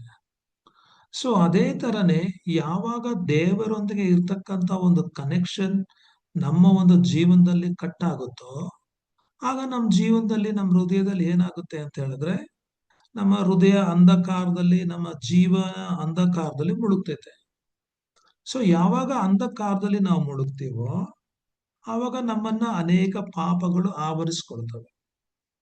ಅಂತ ಟೈಮಲ್ಲಿ ಅನೇಕ ದುಷ್ಟತನದಲ್ಲಿ, ದುರ್ಮೋಹದಲ್ಲಿ, ಕಣ್ಣಿನ ಆಸೆ, ಶರೀರದ ಆಸೆ, ಬದುಕು ಬಾಳಿನ ಡಂಬ, ಇವುಗಳಲ್ಲಿ ನಿಧಾನವಾಗಿ ನಿಧಾನವಾಗಿ ಹಂತ ಹಂತವಾಗಿ ನಾವು ಮುಳುಗೋಗ್ತೀವಿ. ಸೊ ದೇವರಿಂದ ದೂರ ಆಗ್ತಾ ಇರ್ತೇವೆ. ಪಾಪದಲ್ಲಿ ಹೆಚ್ಚು ನಾವು ತೇಲಾಡ್ತಾ ಇರ್ತೀವಿ. ಪಾಪದ ಆಳ ಅಂತ ಇರೋದೇ ಆದ್ರೆ ಆಳದಲ್ಲಿ ಒಂದೊಂದು ದಿವಸ ಕೆಳಗಡೆ ಕೆಳಗಡೆ ಕೆಳಗಡೆ ಕೆಳಗಡೆ ನಾವು ಹೋಗ್ತಾ ಇರ್ತೀವಿ. ಸೊ ಅದನ್ನ ಇಲ್ಲಿ ಹೇಳ್ತಾ ಇರ್ತಕ್ಕಂಥದ್ದು 25ನೇ ವಚನವನ್ನ ನೋಡೋದೇ ಆದ್ರೆ ಅಲ್ಲಿ ಹೇಳ್ತಕ್ಕಂಥದ್ದು ಏನು ಅಂತ ಹೇಳಿದ್ರೆ, ಯಾಕೆ ದೇವರು ಇವರನ್ನ ಕೈ ಬಿಟ್ಟು ಇವರ ಜೀವನದಲ್ಲಿ ಒಂದು ವಲಸ್ಸಾದ ನಡತೆ, ಯಾವಾಗ ದೇವರು ಕೈ ಬಿಡ್ತಾನೋ ಆವಾಗ ಇವರ ಜೀವನದಲ್ಲಿ ಒಂದು ವಲಸ್ಸಾದ ನಡತೆ ಬರುತ್ತೆ. ಆ ವಲಸ್ಸಾದ ನಡತೆ, ವಲಸ್ಸಾದ ಬಿಹೇವಿಯರ್, ವಲಸ್ಸಾದ ಆಲೋಚನೆ, ವಲಸ್ಸಾದ ಆಟಿಟ್ಯೂಡ್, ಸೊ ಇದೆಲ್ಲ ಬರೋದಕ್ಕೆ ಕಾರಣ ಏನಪ್ಪಾ ಅಂತ ಹೇಳಿದ್ರೆ ದೇವರು ಕೈ ಬಿಡುವಾಗ. ಸೊ ಅದು ಯಾಕೆ ದೇವರು ಕೈ ಬಿಡ್ತಾ ಇದ್ದಾನೆ ಎಂಬುದಂತ ಕಾರಣವನ್ನ ನಾವಿಲ್ಲಿ ನೋಡ್ತಾ ಇರ್ತಕ್ಕಂಥದ್ದು. ಸೊ ಆದ್ರೆ ಇಲ್ಲಿ 25ನೇ ವಾಕ್ಯದಲ್ಲಿ ಮತ್ತೆ ಇನ್ನೊಂದು ಕಾರಣವನ್ನ ಕೊಡ್ತಾ ಇರ್ತಕ್ಕಂಥದ್ದು ಏನು ಅಂತ ಹೇಳಿದ್ರೆ, ಅವರು ಸತ್ಯ ದೇವರನ್ನ ಬಿಟ್ಟು ಅಸತ್ಯವಾದದ್ದನ್ನ ಹಿಡಿದುಕೊಂಡು ಸೃಷ್ಟಿಕರ್ತನನ್ನು ಪೂಜಿಸದೆ ಸೃಷ್ಟಿ ವಸ್ತುಗಳನ್ನೇ ಪೂಜಿಸಿ ಸೇವಿಸುವವರಾದರು. ಸೃಷ್ಟಿಕರ್ತನೊಬ್ಬನೇ ನಿರಂತರ ಸ್ತುತಿ ಹೊಂದತಕ್ಕವನು, ಆಮೇನ್ ಎಂಬುದಾಗಿ ಅಪೊಸ್ತಲನಾದಂಥ ಪೌಲನು ಇಲ್ಲಿ ಹೇಳ್ತಾ ಇರತಕ್ಕಂಥದ್ದು. ನೋಡ್ರಿ, ಮೊದಲನೇದಾಗಿ ಏನಪ್ಪಾ ಅಂತ ಹೇಳಿದ್ರೆ, ಇಲ್ಲಿ ದೇವರು ಇವರನ್ನ ಕೈ ಬಿಡೋದಕ್ಕೆ ಕಾರಣ ಏನು? ಮೊದಲನೇ ಸ್ಟೆಪ್ ಏನು? ಮೊದಲು ಫಸ್ಟ್ ದೇವರು ಹಂತ ಹಂತವಾಗಿ ಕೈ ಬಿಡ್ತಾ ಇದ್ದಾನೆ. ಹಂತ ಹಂತವಾಗಿ ದೇವರು ಒಪ್ಪಿಸ್ಕೊಡ್ತಾ ಇದ್ದಾನೆ. ಹಂತ ಹಂತವಾಗಿ ದೇವರ ಕೃಪೆ ಹಿಂಪಡಿತಾ ಇರತಕ್ಕಂಥದ್ದು. ಸೊ ಮೊದಲನೇ ಸ್ಟೆಪ್ ಎಲ್ಲಿ ಅಂತ ಹೇಳಿದ್ರೆ, ಸತ್ಯವನ್ನ ಅಣಗಿಸಿ ಅನೀತಿಯ ಮೂಲಕ, ಅನ್ಯಾಯದ ಮೂಲಕ, ದುಷ್ಟತನದ ಮೂಲಕ ಸತ್ಯವನ್ನ ಅಣಗಿಸಿ ದೇವರು ಯಾರಂತ ಗೊತ್ತಿದ್ರು ಕೂಡ ದೇವರನ್ನ ಘನಪಡಿಸದೆ ಆತನ ಉಪಕಾರಗಳನ್ನು ಅನುಭವಿಸಿ ಆತನ ಉಪಕಾರಗಳಿಗೆ ತಕ್ಕಂತೆ ಆತನನ್ನ ಸ್ತುತಿಸದೆ, ಸೊ ದೇವರ ಒಂದು ಮಹಿಮೆಯನ್ನ ನಾವು ಎಕ್ಸ್ಚೇಂಜ್ ಮಾಡ್ಕೊಂಡ್ರಿ. ಸೊ ಅದರಿಂದ ದೇವರು ಕೈ ಬಿಟ್ಟ. ಅದು ಒಂದ್ ಸ್ಟೆಪ್. ಇಲ್ಲಿ ಮತ್ತೆ ಹೇಳ್ತಾ ಇರ್ತಕ್ಕಂಥದ್ದು ಏನು ಅಂತ ಹೇಳಿದ್ರೆ, ಅವರು ಸತ್ಯ ದೇವರನ್ನ ಬಿಟ್ಟು ಅಸತ್ಯವಾದದ್ದನ್ನ ಹಿಡಿದುಕೊಂಡು ಅಂತ ಹೇಳ್ತಾ ಇರ್ತಕ್ಕಂಥದ್ದು. ಅಂದ್ರೆ ದೇವರ ಸತ್ಯವನ್ನ ಸುಳ್ಳಿಗೆ ವಿನಿಮಯ ಮಾಡ್ಕೊಳ್ತಕ್ಕಂಥದ್ದು. ದೇವರ ಸತ್ಯವನ್ನ ಸುಳ್ಳಿಗೆ ವಿನಿಮಯ ಮಾಡ್ಕೊಳ್ತಕ್ಕಂಥದ್ದು, ವ್ಯಾಪಾರ ಮಾಡ್ಕೊಳ್ತಕ್ಕಂಥದ್ದು, ಮಾರಿಕೊಳ್ತಕ್ಕಂಥದ್ದು. ಅಂದ್ರೆ ಏನು? ಸತ್ಯಕ್ಕಿಂತ ಸುಳ್ಳೇ ಚೆನ್ನಾಗಿದೆ. ಸತ್ಯವನ್ನ ಅನುಸರಿಸುವಾಗ ಸಿಗುವಂತ ಪ್ರಯೋಜನಕ್ಕಿಂತ ಸುಳ್ಳನ್ನ ಅನುಸರಿಸುವಾಗ ಸಿಗುವಂತ ಪ್ರಯೋಜನಗಳೇ ಜಾಸ್ತಿ. ಅದರಿಂದ ಸುಳ್ಳಲ್ಲಿ ನೆಲೆಗೊಳ್ಳಬೇಕಾ, ಸುಳ್ಳನ್ನ ಕಂಟಿನ್ಯೂ ಮಾಡ್ಬೇಕಾ, ಅಥವಾ ಸತ್ಯದಲ್ಲಿ ನೆಲೆಗೊಳ್ಬೇಕಾ? ವಿನಿಮಯ ಮಾಡ್ಕೊಳ್ತಕ್ಕಂಥದ್ದು, ಎಕ್ಸ್ಚೇಂಜ್ ಮಾಡ್ಕೊಳ್ತಕ್ಕಂಥದ್ದು. ಸತ್ಯ ದೇವರನ್ನ ಆರಾಧಿಸುವುದು, ಸತ್ಯ ದೇವರನ್ನ ಮೆಚ್ಚಿಸ್ತಕ್ಕಂಥದ್ದು ಸ್ವಲ್ಪ ಕಷ್ಟ. ಅದಕ್ಕೆ ಜನರು ಏನ್ ಮಾಡ್ತಾರೆ ಅಂತ ಹೇಳಿದ್ರೆ, ಸುಳ್ಳು ದೇವರುಗಳನ್ನ ಮಾಡ್ಕೊಳ್ತಾರೆ. ತಮಗೆ ಹೆಂಗ್ ಬೇಕೋ ಹಂಗೆ ಅವರು ಆರಾಧಿಸಬಹುದು ಸುಳ್ಳು ದೇವರುಗಳನ್ನ. ಮತ್ತೆ ನಮಗೆ ಹೆಂಗ್ ಬೇಕೋ ಹಂಗೆ ನಾವು ಸುಳ್ಳು ದೇವರುಗಳನ್ನ ಮೆಚ್ಚಿಸಬಹುದು. ಸುಳ್ಳು ದೇವರುಗಳನ್ನ ಲಂಚ ಕೊಟ್ಟು ಕೂಡ ಮೆಚ್ಚಿಸಬಹುದು. ಅನೇಕರ ದೇವರಿಗೆ ಲಂಚ ಕೊಡ್ತಾರೆ, ನೀವು ನೋಡಿದ್ದೀರಿ. ಸುಳ್ಳು ದೇವರುಗಳನ್ನ ಲಂಚ ಕೊಟ್ಟು ಕೂಡ ಮೆಚ್ಚಿಸ್ತಾರೆ. ಆ ಲಂಚಕ್ಕೆ ಅವ್ರು ಮೆಚ್ಕೊಳ್ತಾರೆ. ಆ ಲಂಚ ಕೊಡೋರ್ನ ಒಂದ್ ವೇಳೆ ಅವ್ರ ಆಶೀರ್ವಾದ ಮಾಡಬಹುದು. ಆದ್ರೆ ಸತ್ಯ ದೇವರ ಆ ತರ ಅಲ್ಲ. ಸತ್ಯ ದೇವರದು ಸ್ಟ್ಯಾಂಡರ್ಡೇ ಬೇರೆ, ಸುಳ್ಳು ದೇವರುಗಳ ಸ್ಟ್ಯಾಂಡರ್ಡೇ ಬೇರೆ. ಅದ್ರಲ್ಲಿ ಅಪೊಸ್ತಲನಾದಂಥ ಪೌಲನು ಹೇಳ್ತಾ ಇರ್ತಕ್ಕಂಥದ್ದು ಏನು ಅಂತ ಹೇಳಿದ್ರೆ, ಅವರು ದೇವರ ಸತ್ಯವನ್ನ ಸುಳ್ಳಿಗೆ ವ್ಯಾಪಾರ ಮಾಡಿ ಸುಳ್ಳನ್ನೇ ಸತ್ಯವಾಗಿ ಮಾಡ್ಕೊಂಡ್ರು ಅಂತ ಹೇಳಿ, ದೇವರ ಸತ್ಯವನ್ನ ಬಿಟ್ಬಿಟ್ಟು ಅವ್ರ ಅಸತ್ಯವಾದದ್ದನ್ನ ಹಿಡ್ಕೊಂಡ್ರು. ಸತ್ಯಕ್ಕಿಂತ ಅವರಿಗೆ ಅಸತ್ಯವೇ ಹೆಚ್ಚು ಇಂಟ್ರೆಸ್ಟ್ ಆಗಿತ್ತು, ಆಸಕ್ತಿ ಇತ್ತು. ಸೊ ಇವತ್ತು ಕೂಡ ವಿಶ್ವಾಸದ ಅಥವಾ ನಂಬಿಕೆಯ ಸತ್ಯ, ರಕ್ಷಣೆಯ ಸತ್ಯ, ಮಾನಸಾಂತರದ ಸತ್ಯ, ಪರಿಶುದ್ಧಾತ್ಮನ ಸತ್ಯ, ಪರಿಶುದ್ಧಾತ್ಮನ ವರಗಳ ಸತ್ಯ, ಅನ್ಯ ಭಾಷೆಯ ಸತ್ಯ, ನ್ಯಾಯ ತೀರ್ಪಿನ ಸತ್ಯ, ನಿತ್ಯ ಜೀವದ ಸತ್ಯ, ಯೇಸು ಕ್ರಿಸ್ತನ ಎರಡನೆಯ ಬರೋಣದ ಸತ್ಯ, ನರಕದ ಸತ್ಯ, ಪಾತಾಳದ ಸತ್ಯ, ಈ ಸತ್ಯಗಳನ್ನೆಲ್ಲ ಮನುಷ್ಯರು ಏನ್ ಮಾಡ್ತಾ ಇದ್ದಾರೆ ಅಂತ ಹೇಳಿದ್ರೆ, ತಮ್ಮ ಒಂದು ಸ್ವಾರ್ಥಕ್ಕಾಗಿ, ಕೆಲವು ಮನುಷ್ಯರನ್ನ ತಮ್ಮ ನಿಯಂತ್ರಣದಲ್ಲಿ ಇಟ್ಟುಕೊಳ್ಳೋದಕ್ಕಾಗಿ, ಸ್ಥಾನಮಾನಗಳನ್ನ ಗಳಿಸೋದಕ್ಕಾಗಿ, ಹಣವನ್ನ ಕಳಿಸೋದಕ್ಕಾಗಿ ಈ ಸತ್ಯಗಳನ್ನೆಲ್ಲ ಅವರು ಎಕ್ಸ್ಚೇಂಜ್ ಮಾಡ್ಕೊಳ್ತಾ ಇದ್ದಾರೆ. ತಮ್ಮ ಒಂದು ಲಾಭಕ್ಕಾಗಿ ವಿನಿಮಯ ಮಾಡ್ಕೊಳ್ತಾ ಇದ್ದಾರೆ. ದೇವರು ಯಾಕೆ ಮನುಷ್ಯರನ್ನ ಕೈ ಬಿಡ್ತಾ ಇದ್ದಾನೆ? ಯಾಕೆ ಮನುಷ್ಯರಲ್ಲಿ ವಲಸಾದ ನಡತೆ ಹೆಚ್ಚಾಗ್ತಾ ಇದೆ? ಕ್ರೈಸ್ತರು ಅಂತ ಹೇಳ್ಕೊಂಡ್ರು ಕೂಡ ಯಾಕೆ ಅವರು ಅನ್ಯ ಜನರ ಹಾಗೆ ಜೀವಿಸ್ತಾ ಇದ್ದಾರೆ? ಇದೇನೇ ಕಾರಣ. ಸೊ ಉದಾಹರಣೆಗೆ ನಾವು ನೋಡೋದೇ ಆದ್ರೆ, ಸೊ ಇಂಗ್ಲಿಷ್ ಅಲ್ಲಿ ನಾವು ಹೇಳೋದೇ ಆದ್ರೆ, prioritising worldly success over spiritual growth. ಇವಾಗ ಸತ್ಯ ಏನಪ್ಪಾ ಅಂತ ಹೇಳಿದ್ರೆ, ನಮ್ಮ ಆತ್ಮೀಕವಾದ ಬೆಳವಣಿಗೆಗಿಂತ ಲೌಕಿಕವಾದ ಬೆಳವಣಿಗೆಗೆ, ಲೌಕಿಕವಾದಂತ ಯಶಸ್ಸಿಗೆ ಹೆಚ್ಚು ಆದ್ಯತೆಯನ್ನ ಕೊಡ್ತಕ್ಕಂಥದ್ದು, ಹೆಚ್ಚು ಪ್ರಾಮುಖ್ಯತೆಯನ್ನ ಕೊಡ್ತಕ್ಕಂಥದ್ದು.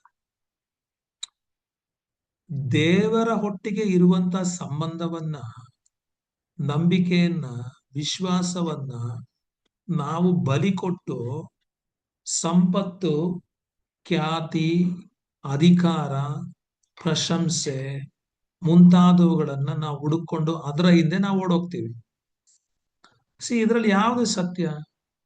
ಆತ್ಮಿಕವಾದಂತ ಬೆಳವಣಿಗೆ ಹೆಚ್ಚಿನದ, ಅಥವಾ ಲೋಕ ಪ್ರಕಾರವಾಗಿರ್ತಕ್ಕಂಥ ಲೌಕಿಕವಾದಂತ ಬೆಳವಣಿಗೆ ಹೆಚ್ಚಿದ್ದ? ಸೊ ಯಾವುದು ಸತ್ಯ? ಸೊ ಅದನ್ನೇ ಮನುಷ್ಯರು ಏನ್ ಮಾಡ್ತಾ ಇದ್ದಾರೆ ಅಂತ ಹೇಳಿದ್ರೆ, ವಿನಿಮಯ ಮಾಡ್ಕೊಳ್ತಾ ಇದ್ದಾರೆ. ಸೊ ಅದೇ ತರ accepting cultural norms that contradict biblical principles ಅಂತ ಹೇಳಿ, ಏನು ಅಂತ ಹೇಳಿದ್ರೆ, ಸತ್ಯಕ್ಕೆ ವಿರುದ್ಧವಾದ ಮನುಷ್ಯರ ಉಂಟು ಮಾಡಿರ್ತಕ್ಕಂಥ ಆಚಾರ, ವಿಚಾರ, ಸಂಪ್ರದಾಯಗಳು, ಸಾಂಸ್ಕೃತಿಕ ಮಾನದಂಡಗಳಿಗೆ ನಾವು ಹೆಚ್ಚು ಆದ್ಯತೆಯನ್ನ ನೀಡ್ತೇವೆ, ಹೆಚ್ಚು ಪ್ರಾಮುಖ್ಯತೆಯನ್ನ ನೀಡ್ತೇವೆ. ಅದನ್ನ ನಾವು ಅನುಸರಿಸೋದಕ್ಕೆ ಆಸಕ್ತಿಯನ್ನ, ಒಲವನ್ನ ನಾವು ತೋರಿಸ್ತಕ್ಕಂಥದ್ದು, ಅವುಗಳನ್ನ ಅಂಗೀಕರಿಸಿ ನಾವು ಒಪ್ಪಿಕೊಳ್ತಕ್ಕಂಥದ್ದು. ದೇವರು ಖಂಡಿಸುವಂತ, ದೇವರು ಖಂಡಿತವಾಗಿ ಹೇಳ್ತಕ್ಕಂಥ ಜೀವನ ಶೈಲಿ ಅಥವಾ ನಡವಳಿಕೆಯನ್ನ ಅಳವಡಿಸಿಕೊಳ್ಳದೆ ಇರ್ತಕ್ಕಂಥದ್ದು, ನಾವು ವಾಸಿಸುವ ಸಮಾಜ, ನಮ್ಮ ಸುತ್ತಲೂ ಇರ್ತಕ್ಕಂಥ ಜನರು ಏನ್ ಹೇಳ್ತಾರೆ, ಅವ್ರು ಏನ್ ಮಾಡ್ತಾರೆ, ಅವ್ರು ಯಾವುದನ್ನ ಅಂಗೀಕರಿಸ್ತಾರೆ, ಸೊ ಅದಕ್ಕೆ ನಾವು ಹೆಚ್ಚು ಪ್ರಾಮುಖ್ಯತೆಯನ್ನ ಕೊಡ್ತಕ್ಕಂಥದ್ದು. ಆದ್ರೆ ದೇವರು ನೀತಿವಂತನು, ದೇವರು ಪರಿಶುದ್ಧನು ಆಗಿರೋದ್ರಿಂದ ಇವುಗಳನ್ನೆಲ್ಲ ಒಪ್ಕೊಳ್ಳೋದಿಲ್ಲ. ಆದ್ರೆ ದೇವರು ನೀತಿವಂತನಾಗಿದ್ದಾನೆ, ದೇವರು ಪರಿಶುದ್ಧನಾಗಿದ್ದಾನೆ, ದೇವರು ಇದನ್ನೆಲ್ಲ ಒಪ್ಕೊಳ್ಳಲ್ಲ. ಆದ್ರೆ ಯಾರ್ ತಲೆ ಕೆಡಿಸ್ಕೊಳ್ತಾರೆ? ದೇವರು ಒಪ್ಕೊಳ್ದೆ ಹೋಗ್ಲಿ, ನಮಗ್ ಈ ಆಚಾರ ವಿಚಾರಗಳು, ಈ ಸಂಪ್ರದಾಯಗಳು, ಈ ಸಾಂಸ್ಕೃತಿಕ ಮಾನದಂಡಗಳೇ ನಮಗ್ ಸಾಕು. ಜನರು ಏನ್ ಹೇಳ್ತಾರೋ ಅದು ನಮ್ಗೆ ಮುಖ್ಯ, ಜನರನ್ನ ಮೆಚ್ಚಿಸ್ತಕ್ಕಂಥದ್ದು ನಮ್ಗೆ ಮುಖ್ಯ ಅಂತ ಹೇಳಿ ಅನೇಕರು ಜೀವಿಸ್ತಾ ಇರ್ತಕ್ಕಂಥದ್ದು. ಸತ್ಯವನ್ನ ವಿನಿಮಯ ಮಾಡ್ಕೊಳ್ತಕ್ಕಂಥದ್ದು. ಸೊ ಕೆಲವ್ರು ಏನು ಅಂತ ಹೇಳಿದ್ರೆ, ಪಾಪವನ್ನೇ ಸಮರ್ಥಿಸ್ಕೊಳ್ತಾರೆ, ಪಾಪವನ್ನ ಸಮರ್ಥಿಸ್ಕೊಳ್ತಕ್ಕಂಥದ್ದು. ಹೌದು, ನಾನು ಪಾಪ ಮಾಡಿದ್ದೀನಿ, ಏನೀಗ ತಪ್ಪು ಮಾಡಿದ್ದೀನಿ, ಏನೀಗ ನಾನು ಇಂಥ ಕಾರಣಕ್ಕೆ ನಾನು ತಪ್ಪು ಮಾಡಿದೆ, ಇಂಥ ಕಾರಣಕ್ಕೆ ನಾನು ಪಾಪ ಮಾಡಿದೆ, ಏನಿವಾಗ ಅದರಲ್ಲೇನ ತಪ್ಪಿದ್ಯಾ ಅಂತೇಳಿ ಪಾಪಗಳನ್ನ, ತಪ್ಪುಗಳನ್ನ ಸಮರ್ಥಿಸಿಕೊಳ್ತಕ್ಕಂಥ ಲೋಕದಲ್ಲಿ ಇವಾಗ ನಾವು ಜೀವಿಸ್ತಾ ಇರ್ತಕ್ಕಂಥದ್ದು. ಅದಕ್ಕೆ ಇವಾಗ ಯಾವುದು ತಪ್ಪು, ಯಾವುದು ಸರಿ, ಯಾವುದು ಪಾಪ, ಯಾವುದು ಪಾಪವಲ್ಲ ಎಂಬುದಾಗಿ ನಾವು ಕರೆಕ್ಟ್ ಆಗಿ ಡಿವೈಡ್ ಮಾಡೋದಕ್ಕೆ ಆಗದೆ ಇರ್ತಕ್ಕಂಥ ಒಂದು ಲೋಕದಲ್ಲಿ ನಾವು ಜೀವಿಸ್ತಾ ಇದ್ದೇವೆ. ತಪ್ಪು ಮಾಡಿರ್ತಕ್ಕಂಥವನು, ಪಾಪ ಮಾಡಿರ್ತಕ್ಕಂಥವನು, ಹೌದು ನನ್ನಿಂದ ತಪ್ಪಾಗೋಗಿದೆ, ನಾನು ಪಾಪ ಮಾಡ್ಬಿಟ್ಟಿದ್ದೀನಿ ಅಂತ ಹೇಳಿ ಒಪ್ಪಿಕೊಳ್ಳೋದಿಲ್ಲ. ಅದಕ್ಕೆ ಬದಲಾಗಿ ಅದನ್ನ ಸಮರ್ಥಿಸಿಕೊಳ್ತಕ್ಕಂಥದ್ದು. ಅದನ್ನೇ ಇಲ್ಲಿ ಅಪೊಸ್ತಲನಾದಂಥ ಪೌಲನು ಹೇಳ್ತಾ ಇರ್ತಕ್ಕಂಥದ್ದು ಏನು ಅಂತ ಹೇಳಿದ್ರೆ, ಇವತ್ತು ಸರಿಯಾದದ್ದು, ಸತ್ಯವಾದದ್ದು ಯಾವುದು ಬೇಡ, ಸೊ ಅಸತ್ಯವಾದದ್ದು ಸಾಕು. ಅದೇ ತರ ದೇವರ ವಿಷಯಕ್ಕೆ ಬರುವಾಗ ದೇವರ ಸತ್ಯ ದೇವರನ್ನ ಬಿಟ್ಟು ಅಸತ್ಯವಾದದ್ದನ್ನ ಹಿಡ್ಕೊಂಡು, ಅಸತ್ಯವಾದದ್ದನ್ನೇ ಸತ್ಯ ಅಂತ ಮಾಡ್ಕೊಂಡು ಅದರಲ್ಲಿ ಸಂತೋಷ ಪಡ್ತಾ ಇರ್ತಕ್ಕಂಥವ್ರು. ಈಗ ದೇವರ ಶಬ್ದಕ್ಕೆ ಬರೋದೇ ಆದ ಎಷ್ಟು ಜನ ದೇವರ ಶಬ್ದವನ್ನ ನಿರ್ಲಕ್ಷಿಸ್ತಾರೆ. ಪರಿಶುದ್ಧಾತ್ಮನ ನಮ್ಮೊಟ್ಟಿಗೆ ಮಾತಾಡುವಂತ ಒಬ್ಬ ವ್ಯಕ್ತಿ, ಆದ್ರೆ ಪರಿಶುದ್ಧಾತ್ಮನ ಶಬ್ದವನ್ನ ನಿರಾಕರಿಸ್ತಾರೆ, ನಿರ್ಲಕ್ಷ್ಯ ಮಾಡ್ತಾರೆ. ದೇವರ ವಾಕ್ಯಗಳು ಯಾವಾಗ್ಲೂ ನಮ್ಮೊಟ್ಟಿಗೆ ಮಾತನಾಡ್ತವೆ. ಯಾಕೆ ಅಂತ ಹೇಳಿದ್ರೆ ದೇವರ ವಾಕ್ಯಕ್ಕೆ ಜೀವ ಇದೆ. ಆದ್ರೆ ದೇವರ ವಾಕ್ಯಗಳ ಶಬ್ದಕ್ಕೆ ನಾವು ಎಷ್ಟು ಮಾತ್ರ ಕಿವಿಗೊಡ್ತಾ ಇದ್ದೀವಿ. ಆದ್ರೆ ನಾವು ಕಿವಿಗೊಡ್ತಕ್ಕಂಥದ್ದು ಏನು ಅಂತ ಹೇಳಿದ್ರೆ ಮನುಷ್ಯರು ಏನ್ ಹೇಳ್ತಾರೆ ಅದಕ್ಕೆ ನಾವು ಕಿವಿಗೊಡ್ತೇವೆ. ಸಿ, ದೇವರ ಸತ್ಯವನ್ನ ಬಿಟ್ಟು ಅಸತ್ಯವನ್ನ ನಾವು ಹಿಡ್ಕೊಳ್ತಾ ಇರ್ತಕ್ಕಂಥದ್ದು. ಇದು ಮೊದಲನೇ ಕಾರಣ ದೇವರ ಕೈ ಬಿಡೋದಕ್ಕೆ. ಎರಡನೇ ಕಾರಣ 25ನೇ ವಾಕ್ಯದಲ್ಲಿ ಹೇಳ್ತಕ್ಕಂಥದ್ದು ಏನಪ್ಪಾ ಅಂತ ಹೇಳಿದ್ರೆ, ಸೃಷ್ಟಿಕರ್ತನನ್ನ ಪೂಜಿಸದೆ ಸೃಷ್ಟಿ ವಸ್ತುಗಳನ್ನೇ ಪೂಜಿಸಿ ಸೇವಿಸುವವರಾದರೂ. ನೋಡ್ರಿ, ಸೃಷ್ಟಿಕರ್ತನನ್ನ ಪೂಜಿಸದೆ ಸೃಷ್ಟಿಕರ್ತನನ್ನ ಸೇವಿಸದೆ ಸೃಷ್ಟಿ ವಸ್ತುಗಳನ್ನೇ ಪೂಜಿಸಿ ಸೃಷ್ಟಿ ವಸ್ತುಗಳನ್ನೇ ಸೇವಿಸುವವರಾದರು ಅಂತ ಹೇಳಿ. ಇದು ಮನುಷ್ಯನು ಮಾಡ್ತಾ ಇರ್ತಕ್ಕಂಥ ಅತಿ ದೊಡ್ಡ ಪಾಪ. ಯಾಕಂತ ಹೇಳಿದ್ರೆ ಸೃಷ್ಟಿಕರ್ತನಿಗಿಂತ ಸೃಷ್ಟಿಯನ್ನ ಹೆಚ್ಚಾಗಿ ಪ್ರೀತಿಸಿ ಸೃಷ್ಟಿಗೆ ಹೆಚ್ಚಿನ ಪ್ರಾಮುಖ್ಯತೆಯನ್ನ, ಸೃಷ್ಟಿಯ ವಸ್ತುಗಳಿಗೆ ಹೆಚ್ಚಿನ ಪ್ರಾಮುಖ್ಯತೆಯನ್ನ, ಸೃಷ್ಟಿಯ ವಸ್ತುಗಳಿಗೆ ಹೆಚ್ಚಿನ ಸ್ಥಾನವನ್ನ ನೀಡ್ತಾ ಇರ್ತಕ್ಕಂಥದ್ದು. ಕೆಲವರು ದೇವರ ಸ್ಥಾನವನ್ನು ಕೂಡ ಸೃಷ್ಟಿಗೆ, ಸೃಷ್ಟಿ ವಸ್ತುಗಳಿಗೆ ಅಥವಾ ಮನುಷ್ಯರಿಗೆ ಕೊಡ್ತಾರೆ. ಮನುಷ್ಯರನ್ನ ಮೆಚ್ಚಿಸಲು ಪ್ರಯತ್ನ ಪಡ್ತಾರೆ, ಆದ್ರೆ ದೇವರನ್ನ ಮೆಚ್ಚಿಸೋದಕ್ಕಾಗಿ ಪ್ರಯತ್ನ ಪಡ್ತಾ ಇಲ್ಲ. ಈ ರೀತಿ ಮಾಡೋದ್ರಿಂದ ಏನಾಗುತ್ತೆ ಅಂತ ಹೇಳಿದ್ರೆ ನಮ್ಮ ಹೃದಯ ಕತ್ತಲೆಯಿಂದ ತುಂಬತೈತೆ. ಯಾಕಂತ ಹೇಳಿದ್ರೆ ದೇವರ ಹತ್ರ ಡಿಸ್ಕನೆಕ್ಟ್ ಆಗೋದ್ರೆ ಬೆಳಕು ನಮಗ್ ಸಿಗೋದಿಲ್ಲ. ಸೊ ಯಾವಾಗ ನಮಗ್ ಬೆಳಕು ನಮಗ ಸಿಗೋದಿಲ್ವೋ ಆವಾಗ ನಮ್ಮ ಹೃದಯ ಕತ್ತಲೆಯನ್ನು ಆವರಿಸಿದೆ, ಕತ್ತಲೆಯನ್ನು ತುಂಬಿರ್ತೈತೆ. ನಮ್ಮ ಜೀವನದಲ್ಲಿ ಕತ್ತಲೆ ಆವರಿಸ್ಕೊಳ್ತದೆ, ನಮ್ಮ ಜೀವನ ಕತ್ತಲೆ ಆಗುತ್ತೆ. ನಂತರ ಏನಾಗುತ್ತೆ ಅಂತ ಹೇಳಿದ್ರೆ ಕತ್ತಲೆನೇ ನಮ್ಮನ್ನ ನಿಯಂತ್ರಣ ಮಾಡುತ್ತೆ, ಕತ್ತಲೆನೇ ನಮ್ಮನ್ನ ಕಂಟ್ರೋಲ್ ಮಾಡೋದಕ್ಕೆ ನೋಡುತ್ತೆ. ಆದ್ರೆ ನಾವು ಭಯಂಕರ ಕಂಫರ್ಟ್ ಆಗಿರೋದ್ರಿಂದ, ಓಕೆ, ಕತ್ತಲೆ ನಮ್ಮನ್ನ ನಿಯಂತ್ರಿಸ್ತಾ ಇದ್ರು ಕೂಡ ನಾವು ತಲೆ ಕೆಡಿಸ್ಕೊಳ್ಳದೆ ಇರೋದ್ರಿಂದ ದೇವ್ರ ಏನ್ ಮಾಡ್ತಾನೆ ಅಂತ ಹೇಳಿದ್ರೆ, ಓಕೆ, ನಿಮಗೆ ಅದ್ರಲ್ಲಿ ಇಷ್ಟ, ಕತ್ತಲೆ ಜೀವನ ನಿಮಗಿಷ್ಟ, ಕತ್ತಲಲ್ಲಿ ನಡೆಯೋದು ನಿಮಗಿಷ್ಟ, ಕತ್ತಲೆ ಕಾರ್ಯಗಳು ನಿಮಗಿಷ್ಟ. ಆದ್ರಿಂದ ನೀವು ಆ ಕತ್ತಲೆಯನ್ನ ಪ್ರೀತಿಸ್ರಿ, ಈ ಲೋಕವನ್ನ ಪ್ರೀತಿಸ್ರಿ, ಮನುಷ್ಯರನ್ನ ಮೆಚ್ಚಿಸಿ, ನಿಮಗೆ ಏನ್ ಆಸೆ ಇದೆಯೋ ಅದರ ಪ್ರಕಾರನೇ ನೀವು ಜೀವಿಸ್ರಿ ಅಂತ ಹೇಳಿ ದೇವರು ಕೈ ಬಿಡ್ತಕ್ಕಂಥ, ದೇವರವ್ರನ್ನ ಒಪ್ಪಿಸಿಕೊಡ್ತಕ್ಕಂಥ. ಅವಾಗ ಏನಾಗುತ್ತೆ ಅಂತ ಹೇಳಿದ್ರೆ ಇನ್ನೂ ಒಂದು ಹೆಜ್ಜೆ ಮುಂದೆ ಹೋಗಿ ಇನ್ನೂ ಹೆಚ್ಚಾದ ಪಾಪಕ್ಕೆ ನಾವು ಇಳಿದು ಹೋಗ್ತೀವಿ. ಹಂತವಾಗಿ ನಾವು ಇಳಿತಾ ಇದ್ದೀವಿ, ಪಾಪದ ಆಳದಿಂದ ನಾವು ಮೇಲಕ್ಕೆ ಬರ್ತಾ ಇಲ್ಲ. ಅದು ಇಲ್ಲಿ ಅಪೊಸ್ತಲನಾದಂತ ಪೌಲನು ಹೇಳ್ತಾ ಇರ್ತಕ್ಕಂಥ. ನಾವ್ ಎಷ್ಟು ಆಳಕ್ಕೆ ಇಳಿತೀವೋ ಮತ್ತೆ ಮೇಲೆ ಬರೋದಕ್ಕೆ ಅಷ್ಟೇ ಕಷ್ಟ ಆಗ್ತೈತೆ, ಮೇಲೆ ಬರೋದಕ್ಕಾಗೋದಿಲ್ಲ. ಸೊ ಅದಕ್ಕೆ ಇಲ್ಲಿ ಏನು ಅಂತ ಹೇಳಿದ್ರೆ, ಸೊ ದೇವರ ಸತ್ಯವನ್ನ ಅವರು ಬಿಟ್ಟು ಸೊ ಅಸತ್ಯವಾದದ್ದನ್ನ ಹಿಡ್ಕೊಂಡು ಸೃಷ್ಟಿಕರ್ತನನ್ನ ಪೂಜಿಸದೆ ಸೃಷ್ಟಿ ವಸ್ತುಗಳನ್ನ, ಸೃಷ್ಟಿಯನ್ನೇ ಅವರು ಪೂಜಿಸಿ ಸೃಷ್ಟಿ ವಸ್ತುಗಳನ್ನೇ ಸೇವಿಸುವವರಾದದ್ದರಿಂದ ದೇವರ ಅವರನ್ನ ಇನ್ನೊಂದು ಹಂತದಲ್ಲಿ ಕೈ ಬಿಡ್ತಾರೆ. ಸೊ ಇದು ಎರಡನೇ ಹಂತ, ನೆಕ್ಸ್ಟ್ ಸ್ಟೇಜ್. ಅವಾಗ ಮೊದಲನೇ ಹಂತದಲ್ಲಿ ದೇವರು ಕೈ ಬಿಟ್ಟಾಗ ಏನಾಯ್ತು ಅಂತ ಹೇಳಿದ್ರೆ ಅವರಲ್ಲಿ ವಲಸ್ಸಾದಂತ ಒಂದು ನಡತೆ ಬಂತು, ವಲಸ್ಸಾದ ಒಂದು ಸ್ವಭಾವ ಬಂತು, ವಲಸ್ಸಾದ ಒಂದು ಆಟಿಟ್ಯೂಡ್ ಅವರಲ್ಲಿ ಬಂತು, ಅಶುದ್ಧಿ ಅವರಲ್ಲಿ ಹೆಚ್ಚಾಯಿತು. ಈಗ ಎರಡನೇ ಸ್ಟೇಜ್ ಅಲ್ಲಿ ದೇವರು ಅವರನ್ನ ಕೈ ಬಿಟ್ಟಾಗ ಅವ್ರ ಜೀವನದಲ್ಲಿ ಏನಾಯ್ತು ಅಂತ ಹೇಳಿ ಈ 26ನೇ ವಾಕ್ಯದಲ್ಲಿ ಅಪೊಸ್ತಲನಾದಂತ ಪೌಲನು ಹೇಳ್ತಾ ಇರ್ತಕ್ಕಂಥದ್ದನ್ನ ನಾವು ಗಮನಿಸಬಹುದು. ಇಲ್ಲಿ 26ನೇ ವಾಕ್ಯದಲ್ಲಿ ಹೇಳ್ತಕ್ಕಂಥದ್ದು ಏನು ಅಂತ ಹೇಳಿದ್ರೆ, ಅವರು ಇಂಥದ್ದನ್ನು ಮಾಡಿದ್ದರಿಂದ ದೇವರು ಅವರನ್ನು ಕೇವಲ ತುಚ್ಛವಾದ ಕಾಮಾಭಿಲಾಷೆಗೆ ಒಪ್ಪಿಸಿದನು ಎಂಬುದಾಗಿ.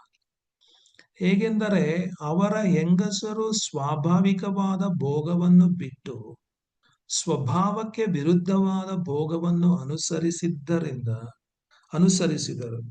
ಅದರಂತೆ ಗಂಡಸರು ಸ್ವಾಭಾವಿಕವಾದ ಸ್ತ್ರೀ ಭೋಗವನ್ನ ಬಿಟ್ಟು ಒಬ್ಬರ ಮೇಲೊಬ್ಬರು ತಮ್ಮ ಕಾಮಾತುರದಿಂದ ತಾಪ ಪಡುತ್ತಾ ಗಂಡಸರ ಸಂಗಡ ಗಂಡಸರು ಕೇವಲ ಅವಲಕ್ಷಣವನ್ನು ನಡೆಸಿ ತಮ್ಮ ಭ್ರಾಂತಿಗೆ ತಕ್ಕ ಫಲವನ್ನು ತಮ್ಮಲ್ಲಿ ಹೊಂದುವವರಾದರು ಎಂಬುದಾಗಿ ಹೇಳ್ತಾ ಇರ್ತಕ್ಕಂಥದ್ದು.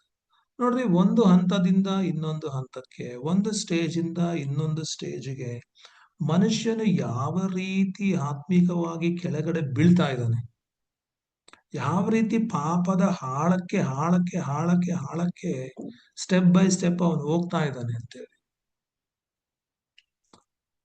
ಈಗ 2ನೇ ಸ್ಟೇಜ್ ಅಲ್ಲಿ ನಾವು ನೋಡೋದೇ ಆದ್ರೆ ಏನಿಲ್ಲ ಹೇಳ್ತಾ ಇರ್ತಕ್ಕಂಥದ್ದು, ವಲಸ್ಸಾದ ನಡತೆಯಿಂದ ಹೀಗೇನಾಯ್ತು ಅಂತ ಹೇಳಿದ್ರೆ ಅವನ್ ನೆಕ್ಸ್ಟ್ ಎಲ್ ಬಿದ್ದ ಅಂತ ಹೇಳಿದ್ರೆ ತುಚ್ಛವಾದಂತ ಕಾಮಾಭಿಲಾಷೆಯಲ್ಲಿ ಅವನು ಬಿದ್ದ. ಅಂದ್ರೆ ಸೆಕ್ಷುವಲ್ ಇಮ್ಮೊರಾಲಿಟಿ ಎಂಬುದಾಗಿ ಇಲ್ಲಿ ಹೇಳ್ತಾ ಇರ್ತಕ್ಕಂಥದ್ದು. ಇದರಲ್ಲಿ ಏನಪ್ಪಾ ಅಂತ ಹೇಳಿದ್ರೆ, ಸೆಕ್ಷುವಲ್ ಇಮ್ಮೊರಾಲಿಟಿ ಅಂತ ಹೇಳಿದ್ರೆ ಇದರಲ್ಲಿ ಜಾರತ್ವ ಬರುತ್ತೆ, ವ್ಯಭಿಚಾರ ಬರ್ತೈತೆ, ಗಂಡಸರು ಗಂಡಸರ ಸಂಗಡ ಅವಲಕ್ಷಣವಾದದ್ದನ್ನ ಮಾಡ್ತಕ್ಕಂಥದ್ದು, ಅದೇ ರೀತಿ ಸ್ತ್ರೀಯರು ಸ್ತ್ರೀಯರ ಸಂಗಡ ಅಸ್ವಾಭಾವಿಕವಾದಂತ ಸಂಬಂಧಗಳನ್ನ ಇಟ್ಟುಕೊಳ್ತಕ್ಕಂಥದ್ದು.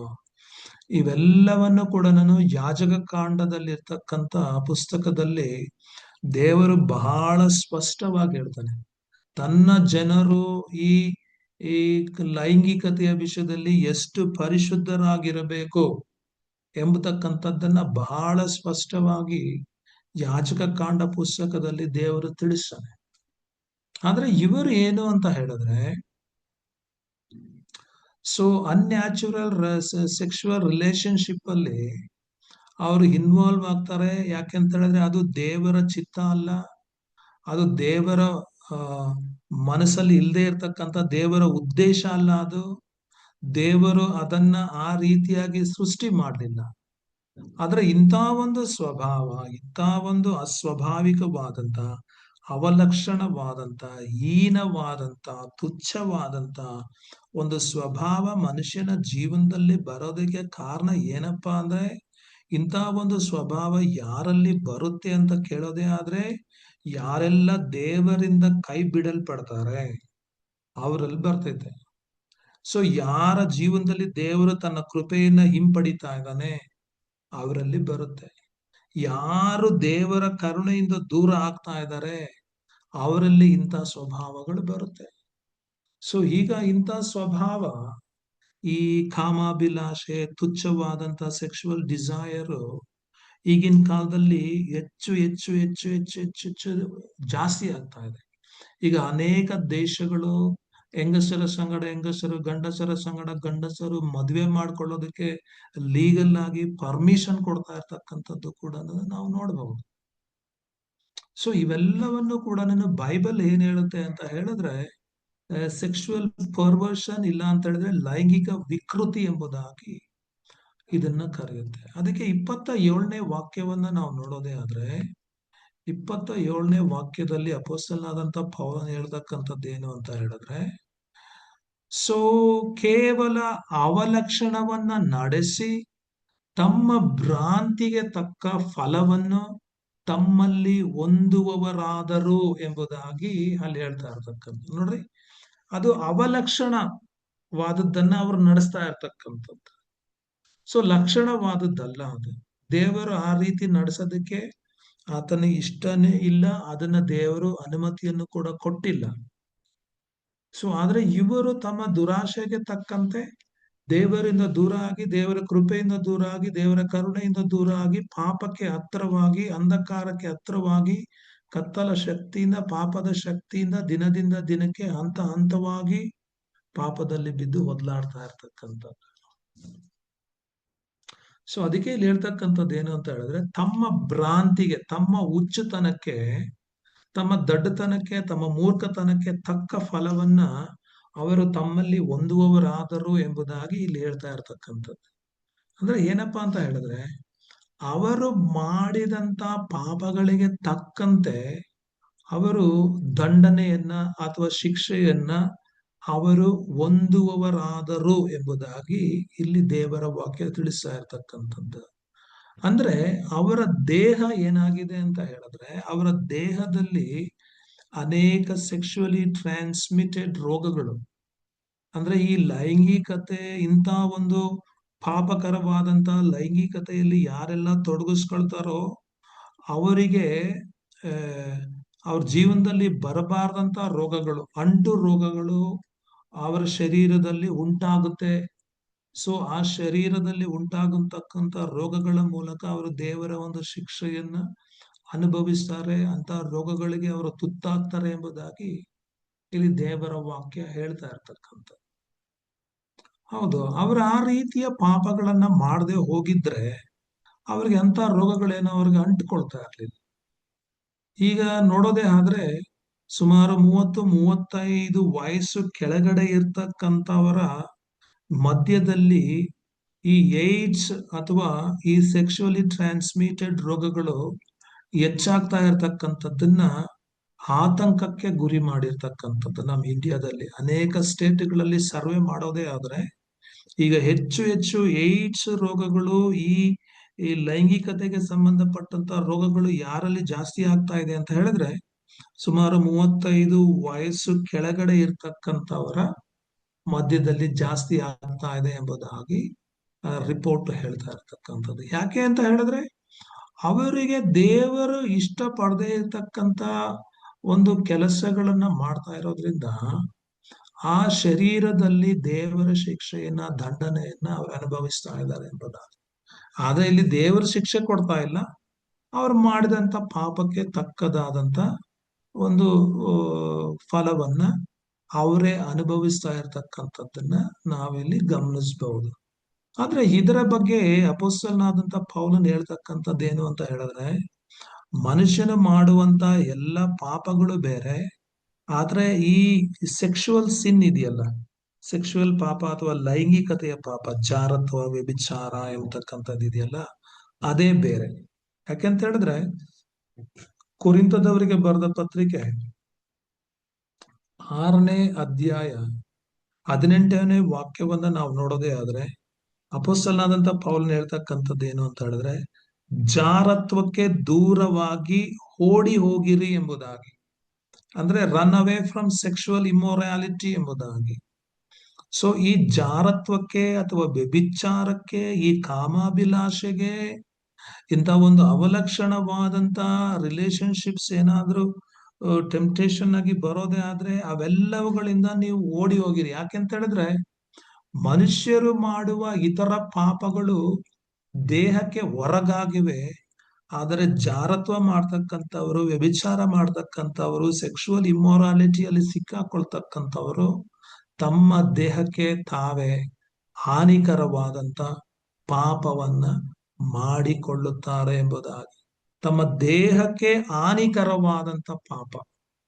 ಸೊ ಅಂತ ಹೇಳಿದ್ರೆ ಅವರು ಅಂತ ಪಾಪದಲ್ಲಿ ಬೀಳೋದೇ ಆದ್ರೆ ಮತ್ತೆ ಅವರು ರಕ್ಷಣೆಯನ್ನ ಹೊಂದತಕ್ಕಂಥದ್ದು ಬಹಳ ಕಷ್ಟ, ಅವರಲ್ಲಿ ಮಾನಸಾಂತರವನ್ನ ಹುಟ್ಟಿಸ್ತಕ್ಕಂಥದ್ದು ಬಹಳ ಕಷ್ಟ. ಸೊ ಅದಕ್ಕೋಸ್ಕರನೇ ಇಲ್ಲಿ ದೇವರ ವಾಕ್ಯ ಹೇಳ್ತಕ್ಕಂಥದ್ದೇನು ಅಂತ ಹೇಳಿದ್ರೆ, ಅಂತ ಒಂದು ಪಾಪದ ಶೋಧನೆ ಬರೋದೇ ಆದ್ರೆ ನೀವು ದೂರ ಓಡೋಟೋಗ್ರಿ, ಅದ್ರಲ್ಲಿ ನೀವು ಇನ್ವಾಲ್ವ್ ಆಗೋದಕ್ಕೆ ಹೋಗ್ಬೇಡ್ರಿ, ಅದರಿಂದ ಬರ್ತಕ್ಕಂಥ ಶಿಕ್ಷೆ ಬಹಳ ಕಠಿಣವಾದದ್ದು ಎಂಬುದಾಗಿ ಇಲ್ಲಿ ದೇವರ ವಾಕ್ಯ ಬಹಳ ಸ್ಪಷ್ಟವಾಗಿ ತಿಳಿಸ್ತಾ ಇರ್ತಕ್ಕಂಥದ್ದು. ಸೊ ಇವರು ತುಚ್ಛವಾದಂತ ಕಾಮಾಭಿಲಾಷೆಯುಳ್ಳವರಾದದ್ದರಿಂದ, ಅದರಲ್ಲಿ ಆಸಕ್ತಿಯನ್ನು ವಹಿಸಿದ್ರಿಂದ ದೇವರು ಅವರನ್ನ ಕೈ ಬಿಟ್ಟನು. ಈಗ 3ನೇ ಹಂತಕ್ಕೆ ಬರ್ತಾ ಇರ್ತಕ್ಕಂಥದ್ದು ಏನು ಅಂತ ಹೇಳಿದ್ರೆ ವಚನ 28ರಲ್ಲಿ ಹೇಳ್ತಕ್ಕಂಥದ್ದೇನು ಅಂತ ಹೇಳಿದ್ರೆ, ಸೊ ಇದಲ್ಲದೆ ದೇವರ ಜ್ಞಾನವು ಅವರಿಗೆ ಇಷ್ಟವಿಲ್ಲದ್ದರಿಂದ ಅಲ್ಲದ ಕೃತ್ಯಗಳನ್ನ ನಡೆಸುವವರಾಗುವಂತೆ ದೇವರು ಅವರನ್ನ ಅನಿಷ್ಟ ಭಾವಕ್ಕೆ ಒಪ್ಪಿಸಿದನು. ನೋಡ್ರಿ, ಲಾಸ್ಟ್ ಸ್ಟೇಜ್, ಕೊನೆ ಹಂತ. ಸೊ ಕೊನೆ ಹಂತ ಏನು ಅಂತ ಹೇಳಿದ್ರೆ ಇಲ್ಲಿ ಅನಿಷ್ಟ ಭಾವ, ಸ್ಟೆಪ್ ಬೈ ಸ್ಟೆಪ್. ಮೊದಲನೇದೇನಪ್ಪಾ ಅಂತ ಹೇಳಿದ್ರೆ ಮೊದಲನೇದು ವಲಸಾದ ನಡತೆಗೆ ದೇವರ ಒಪ್ಪಿಸಿದ. ವಲಸಾದ ನಡತೆಯಿಂದ ಕಾಮಾಭಿಲಾಷೆಗೆ ಬಂತು. ಕಾಮಾಭಿಲಾಷೆಯಿಂದ ನೆಕ್ಸ್ಟ್ ಸ್ಟೇಜ್ ಏನಪ್ಪಾ ಅಂತ ಹೇಳಿದ್ರೆ ಅನಿಷ್ಟ ಭಾವ. ಅನಿಷ್ಟ ಭಾವಕ್ಕೆ ಬಂದು ತಲುಪಿರ್ತಕ್ಕಂಥದ್ದನ್ನ ನಾವಿಲ್ಲಿ ನೋಡ್ಬೋದು. ಆದ್ರೆ ಈ ಅನಿಷ್ಟ ಭಾವ ಒಬ್ಬ ಮನುಷ್ಯನಲ್ಲಿ ಬರೋದಕ್ಕೆ ಕಾರಣ ಏನು ಅಂತ ಹೇಳಿದ್ರೆ, ಇಲ್ಲಿ ಬಹಳ ಸ್ಪಷ್ಟವಾಗಿ ಹೇಳ್ತಾ ಇರ್ತಕ್ಕಂಥದ್ದು ಏನು ಅಂತ ಹೇಳಿದ್ರೆ, ಅವರಿಗೆ ದೇವರ ಜ್ಞಾನವು ಇಷ್ಟವಿಲ್ಲದೆ ಇರೋದ್ರಿಂದ. ಅವರಿಗೆ ಲೋಕದಲ್ಲಿ ಇರ್ತಕ್ಕಂಥದ್ದೆಲ್ಲ ಇಷ್ಟ ಇದೆ, ಆದ್ರೆ ದೇವರ ವಿಷಯ, ದೇವರ ರಾಜ್ಯ, ದೇವರ ನೀತಿ, ದೇವರ ಜ್ಞಾನ ಅವರಿಗೆ ಇಷ್ಟ ಇಲ್ಲ. ಈಗ ದೇವರ ಜ್ಞಾನ, ದೇವರ ನೀತಿ, ದೇವರ ರಾಜ್ಯ ಯಾರಿಗಿಷ್ಟ ಇಲ್ಲ ಅಂತ ಕೇಳೋದೇ ಆದ್ರೆ, ಯಾರಿಗಿಷ್ಟ ಇಲ್ಲ, ಯಾಕೆ ಅವ್ರು ಇಷ್ಟ ಪಡೋದಿಲ್ಲ ಅಂತ ಕೇಳೋದೇ ಆದ್ರೆ, ಅದಕ್ಕೆ ಈ ಅಧ್ಯಾಯದಲ್ಲಿ ಇರ್ತಕ್ಕಂಥ ಉತ್ತರವನ್ನ ನಾವು ನೋಡ್ಬೇಕು. ಮೊದಲನೇನಂತ ಹೇಳಿದ್ರೆ, ದುಷ್ಟತನದಿಂದ ಸತ್ಯವನ್ನ ಅಣಗಿಸುವಂತವರಿಗೆ ದೇವರ ಜ್ಞಾನ ಇಷ್ಟ ಇರೋದಿಲ್ಲ.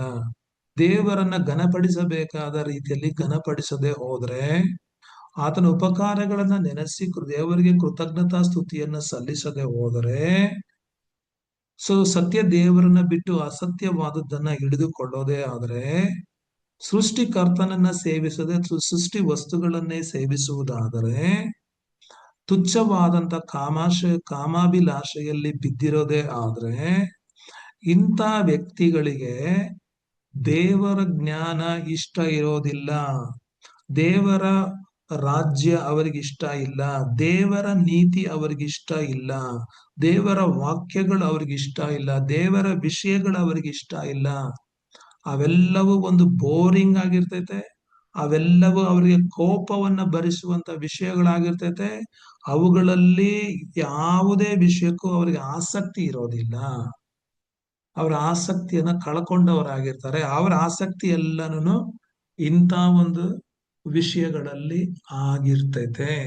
ಯಾವಾಗ ಅವರು ದೇವರ ಜ್ಞಾನವನ್ನ ಇಷ್ಟಪಡೋದಿಲ್ವೋ ಅಂತವರ ಜೀವನದಲ್ಲಿ ಈ ಅನಿಷ್ಟ ಭಾವ ಎಂಬುದಾಗಿ, ಡಿಪ್ರೇವ್ಡ್ ಮೈಂಡ್ ಎಂಬುದಾಗಿ ಅಲ್ಲಿ ಹೇಳ್ತಾರೆ. ಅನಿಷ್ಟ ಭಾವ, ಅನಿಷ್ಟ ಸ್ವಭಾವ, ಅನಿಷ್ಟ ನಡವಳಿಕೆ ಅವರಲ್ಲಿ ಬರುತ್ತೆ ಎಂಬುದಾಗಿ ಅಪೊಸ್ತಲನಾದಂಥ ಪೌಲನು ಹೇಳ್ತಾ ಇರ್ತಕ್ಕಂಥ.